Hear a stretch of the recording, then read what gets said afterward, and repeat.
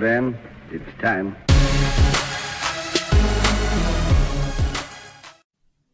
It's that time of the year, right? Open enrollment. We all have benefits. Well, hopefully we all have benefits, but a lot of us do have benefits. And that's where insurance really comes into play for most of us. Most of us are not like nerds like Max and I sitting here thinking about insurance all the time, working with our clients throughout the year on it. A lot of us, it comes up now. And for a couple reasons. One, you think it's boring and you just want to get it over with. But it's one of the most impactful things in someone's life, right? The foundation of their wealth is going to be the insurance side of things. So without further ado, we got our expert, Max, on. A lot of you have never seen him before because he's never been on the podcast before, but he is definitely part of our new collective and is going to be an integral part of that. So without further ado, Max, welcome to the show for the first time. Thank you, Stoy. Yeah, longtime listener, first-time caller. Happy to be here. Yeah, absolutely. And like I've said on the other ones, for the first timers, if you will, we're going to have his bio. We're going to have a newsletter come out. We will do a deep dive into him as another episode, but we wanted to get this whole new collective going. And when this one comes out in October, it's benefit season. It's insurance time. And so we really wanted to hit that first. So now that we've introduced the topic, I think people understand it's going to be about insurance. I think we've hit that one enough times. So let's dive into kind of just an overarching question, right? Here's your first one. Why do people treat insurance like an afterthought? Why is it not on the forefront of their mind? Oh my gosh. There's so many psychological biases at play when we think about risk and insurance. I mean, the one that jumps out the most notably in just my daily conversations is an optimism bias, right? We're sort of wired, and it's this evolutionary, ideal where we think good stuff is going to happen to us, and that maybe now today is kind of the bottom tier, and we're always going to move up. In fact, I think it was John Steinbeck who was talking about how people are more likely to think that they're just temporarily embarrassed millionaires if they don't have wealth yet or if they're in poverty. So it's just one of those things where we're always kind of feeling the up and up. And risk and certainly disability and death fall right into that category too. So I think that's number one as far as the objection goes to speaking and thinking about insurance. Absolutely. And I'll throw in there too, it's kind of like the same thing when people talk about their money. Again, the optimism, one. Two, if I don't talk about it, then it won't hurt me type situation. And I see that a lot when it comes to life insurance and health insurance, not so much, but definitely disability, long-term care, and life insurance of like, yeah, if I just don't talk about it, it's not going to happen to me, right? It's not going to be me. And that is such a poor way of thinking about it.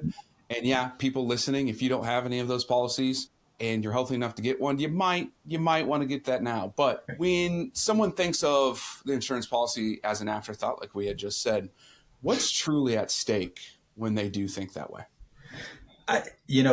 There's a lot of things that can go wrong. I try not to focus too much on the negative. What we like to really sort of frame things around is the impact to one person's life.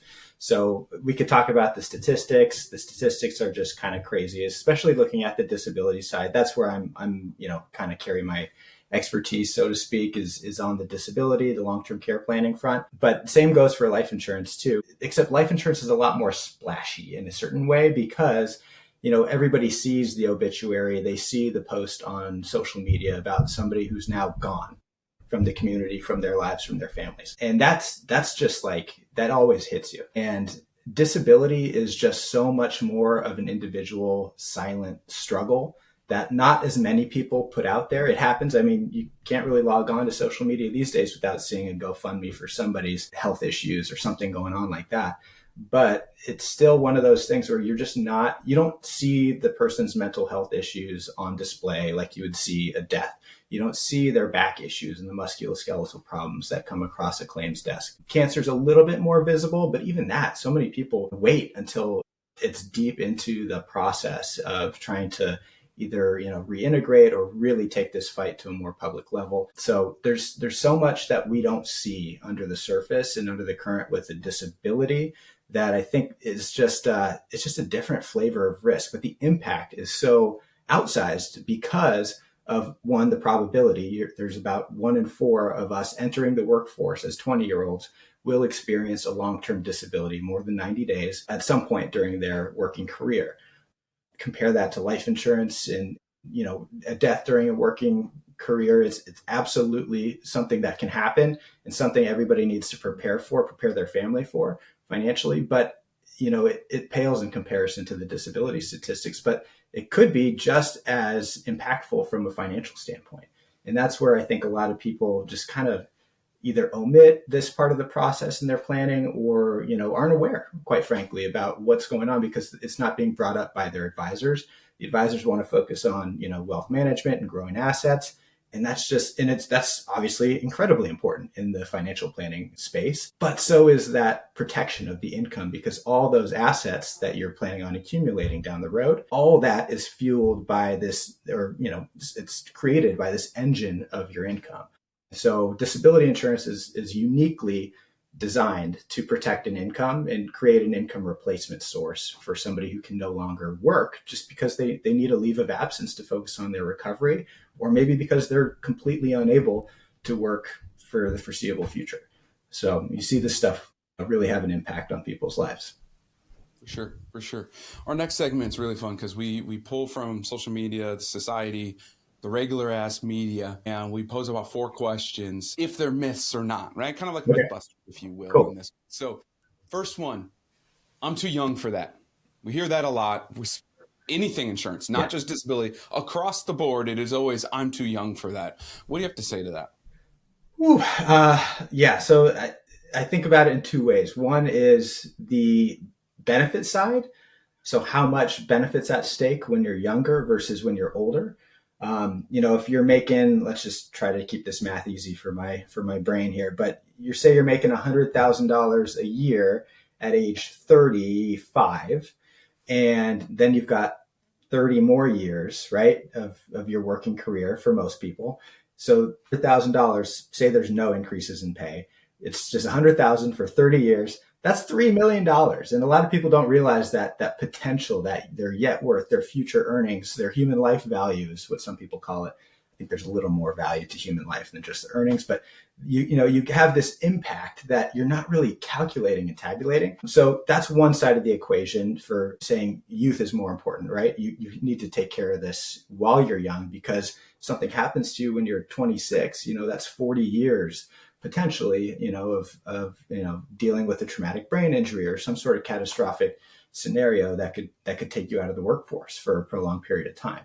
The other piece is the underwriting side, because a lot of people don't want to confront this, but there is the subject of medical evaluation and eligibility for these benefits, right? Not just anybody can sign up. There is an underwriting process, and I can promise probably 99% of people, they are going to be in their best health when they're at age 25. And while, they might physically or they might get jacked when they're a little later in life or something, that's not what I'm talking about. I'm talking about diagnoses and things that show up in your medical record, because that's what prevents people from being able to access this type of coverage later on.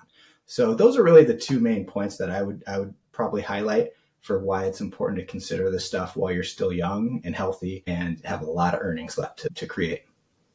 And it costs less when you're younger, right? And it costs less. All of that, right. Plus it's going to cost you less to get started now. 100%. Just like we say when we're investing and everything else, if you just get started now, it'll pay dividends down the road. And I wholeheartedly believe that on the insurance side, specifically the disability side as well.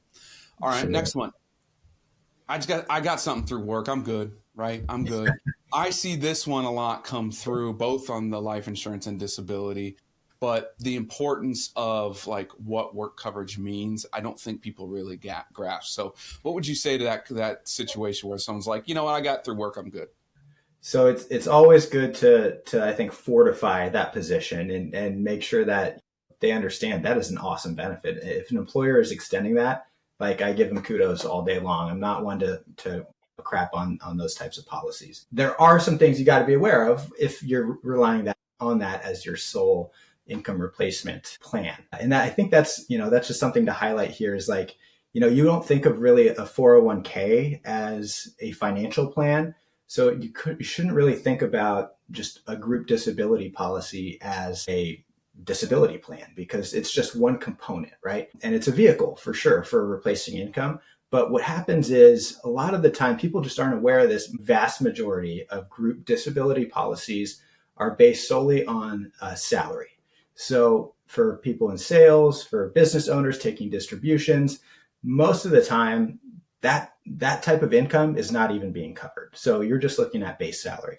And that's fine for a lot of people. You know, if you're making less than $100,000 a year, maybe even less than $150,000, you might be good if it's all salary. Your group disability is going to be pretty awesome in that situation. But if you have that bonus, that commission, that distribution, or even the RSUs that we see a lot these days, you know, again, that equity compensation is a major factor, a major component for your compensation.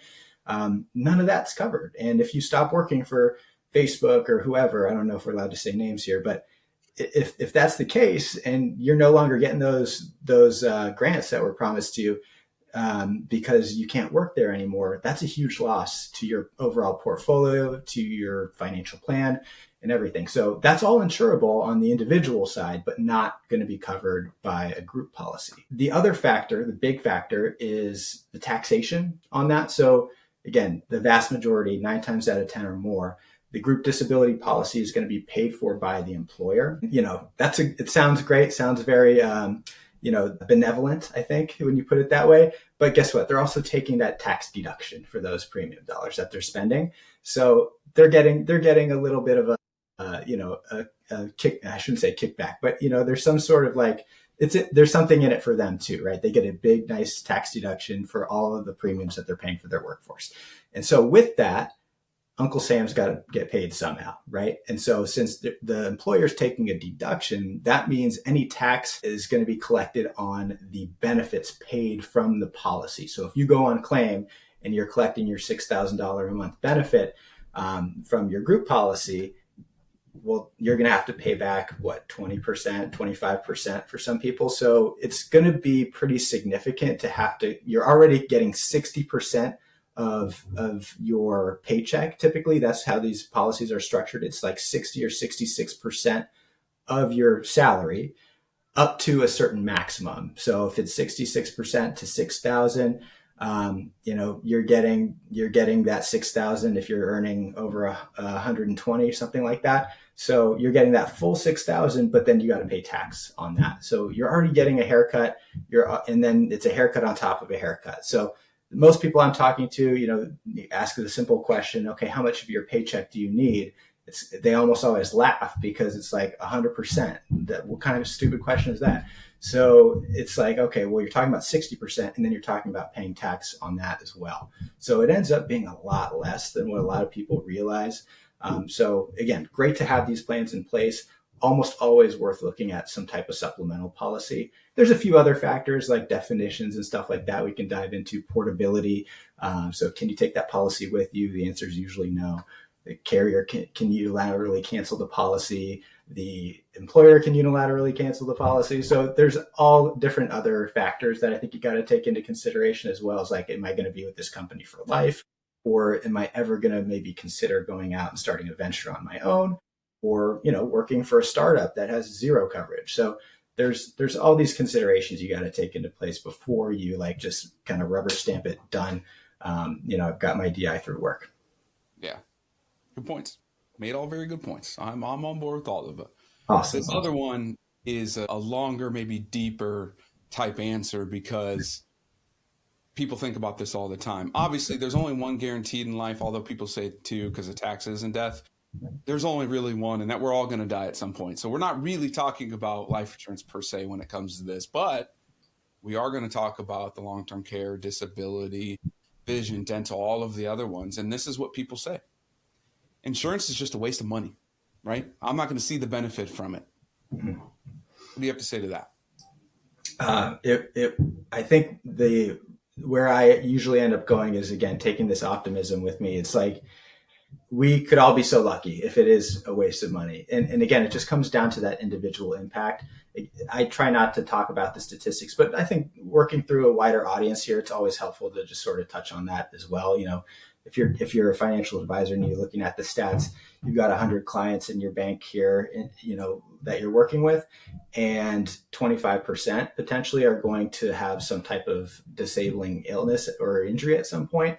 That's something you just got to pay attention to. And so talking about the statistic, I don't think is super, super helpful, but really, again, focusing on that impact, understanding if this was a 1 in 1,000 risk where I'm not going to be able to provide for my family anymore, what are you going to do about it? I mean, it doesn't even matter that it's 1 in 4. It could be 1 in 100, 1 in 1,000, doesn't really matter.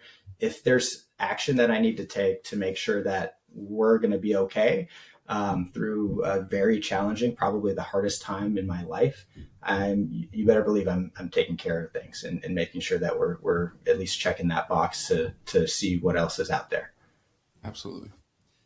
Next subject of ours is really one of my fun ones because it dives into more of your brain and how you operate with your own clients, right? We call this topic your point of view. Right. And so we really want the audience to understand like how you operate, what you think through, how your processes work in regards to these questions and things that you get into. So let's dive into this first one. And it's kind of cool because it's a little combo of ours. When someone says wealth plan, how are you reframing insurance inside of the wealth plan? Because like you had mentioned, a lot of advisors stick to when they say wealth, we're really talking about investments in their business and stuff like that. Right. Less so, not myself, guys. Everyone listen, it's not me. I said some advisors don't really speak about the insurance. So how do you reframe that for people who, when they hear wealth plan, insurance really isn't even part of it?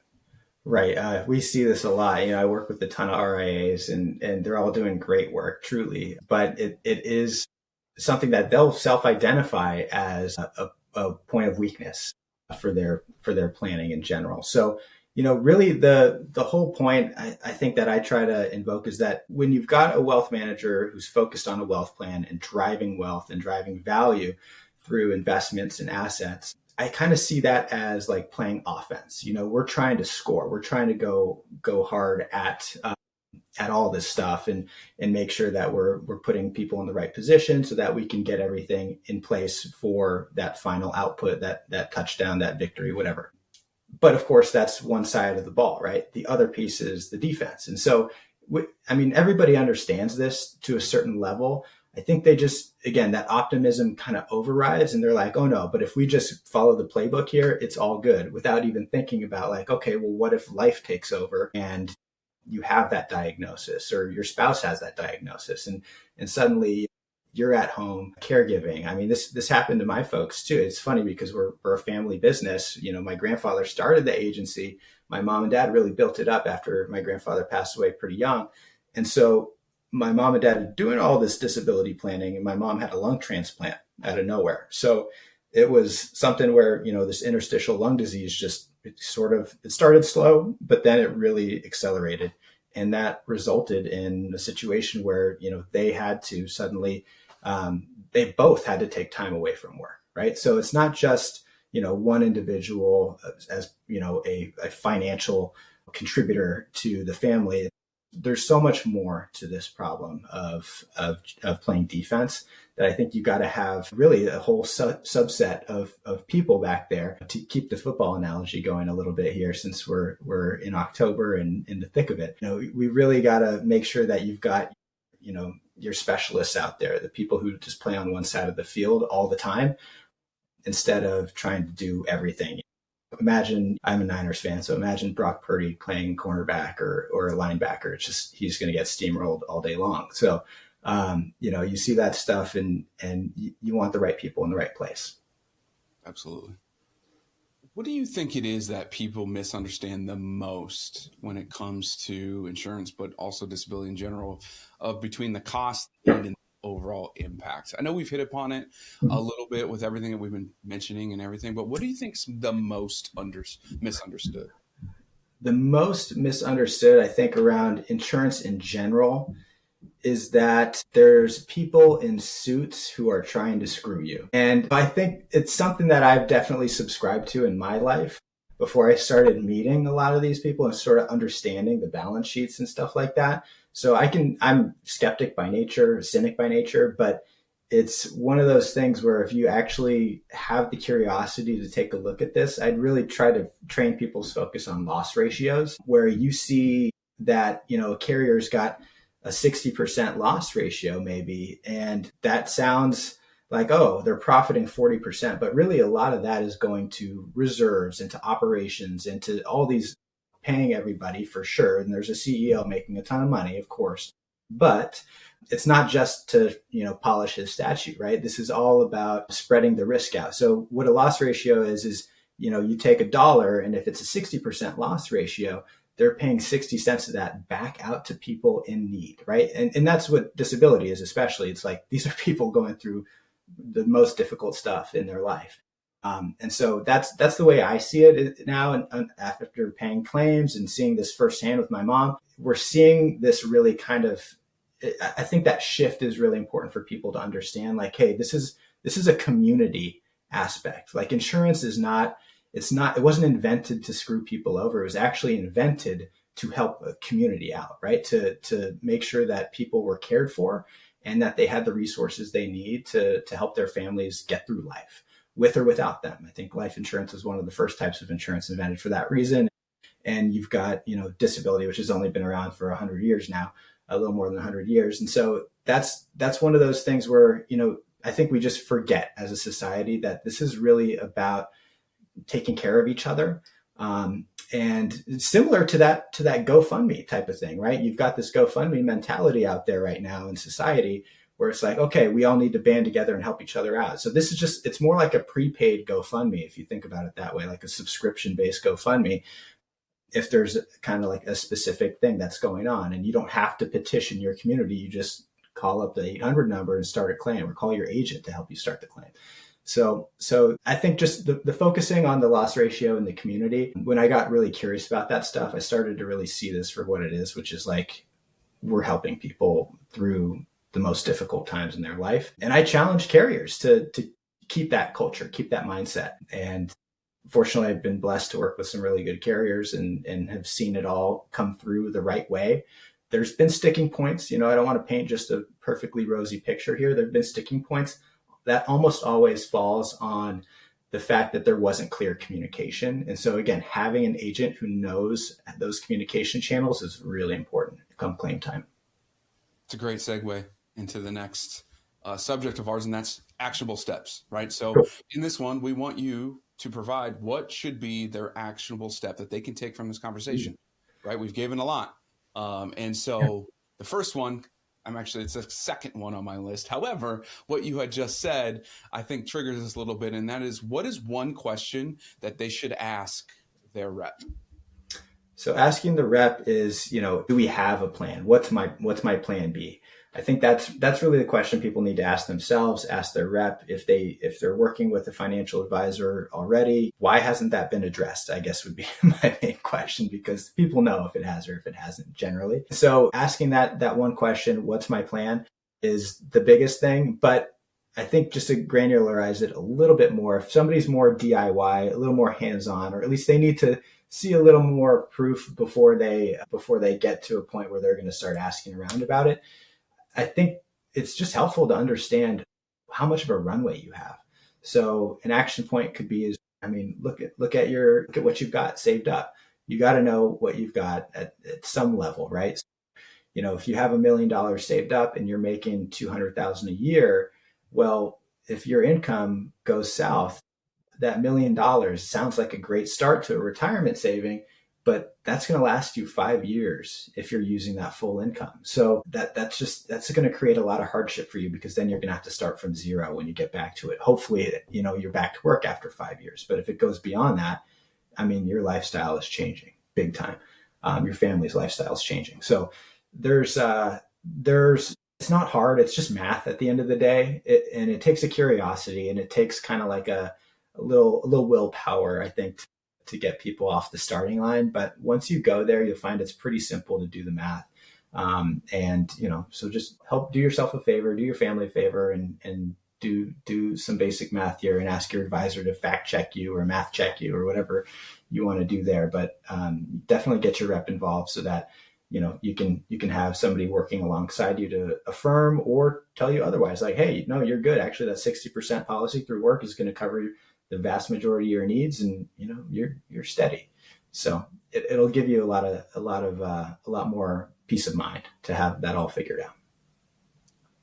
Give me two specific insurance policies that people should check before the end of this year.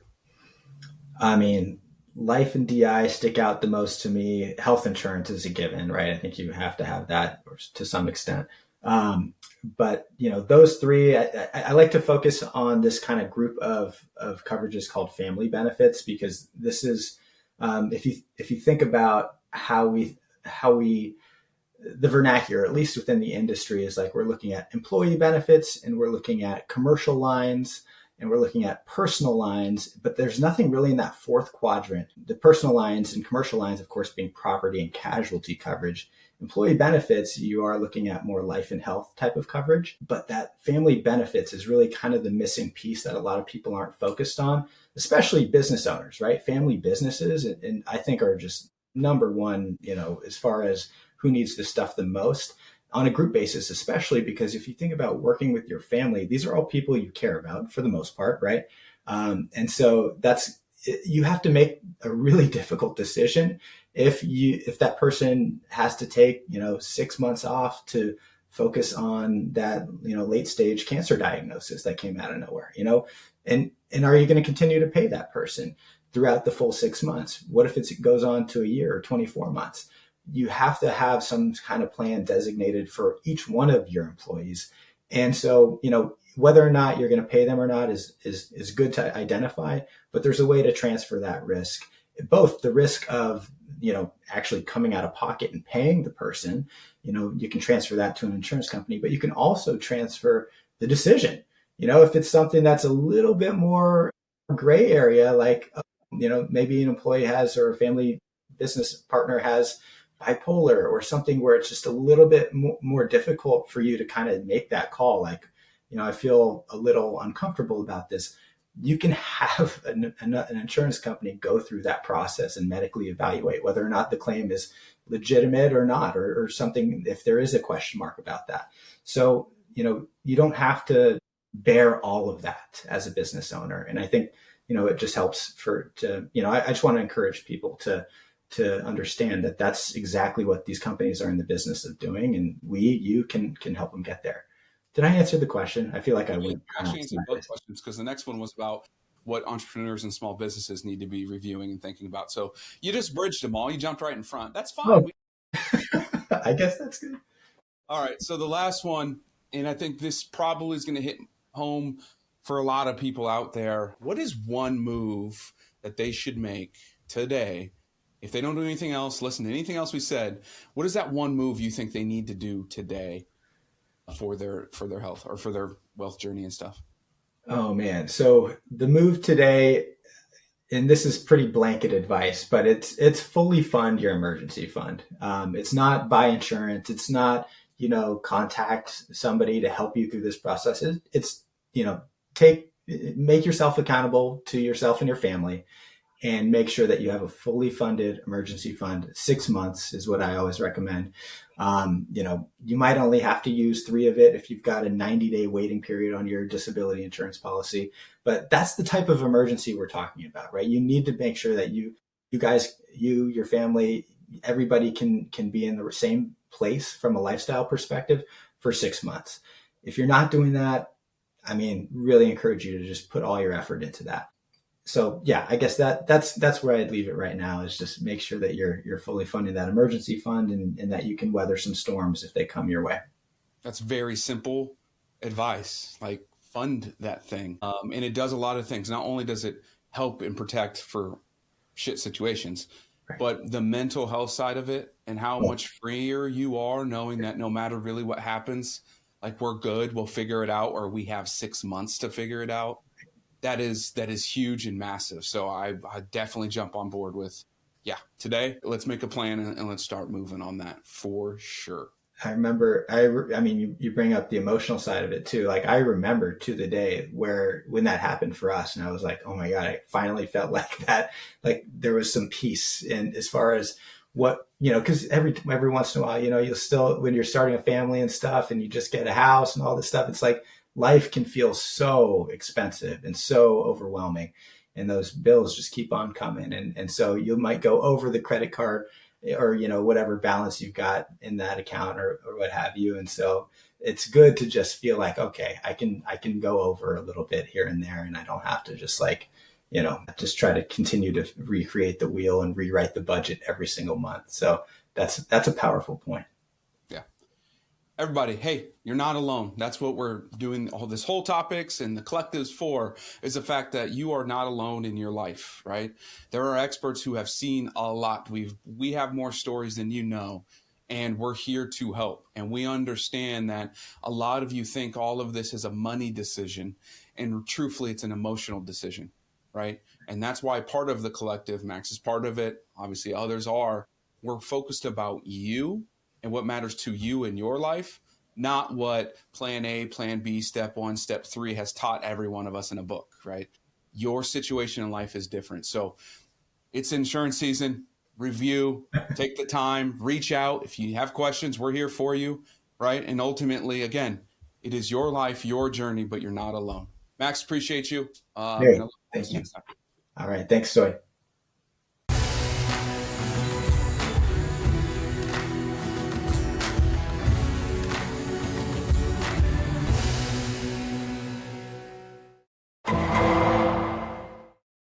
The preceding program was sponsored by Black Mammoth. Any awards, rankings, or recognition by unaffiliated third parties or publications are in no way indicative of the advisor's future performance or any individual client's investment success. No award, ranking, or recognition should be construed as a current or past endorsement of Black Mammoth. Information regarding specific awards, rankings, or recognitions is available on the Black Mammoth website, www.blackmammoth.com. All investment strategies have the potential for profit or loss. Investment strategies such as asset allocation, diversification, or rebalancing do not assure or guarantee better performance and cannot eliminate the risk of investment losses.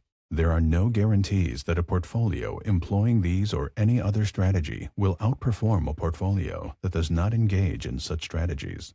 This broadcast should not be construed by any client or prospective client as a solicitation to effect or attempt to effect transactions and securities or the rendering of personalized investment advice due to various factors including changing market conditions. The information discussed in this broadcast may no longer be reflective of current positions or recommendations. While information presented is believed to be factual and up-to-date, Black Mammoth do not guarantee its accuracy, and it should not be regarded as a complete analysis of the subjects discussed.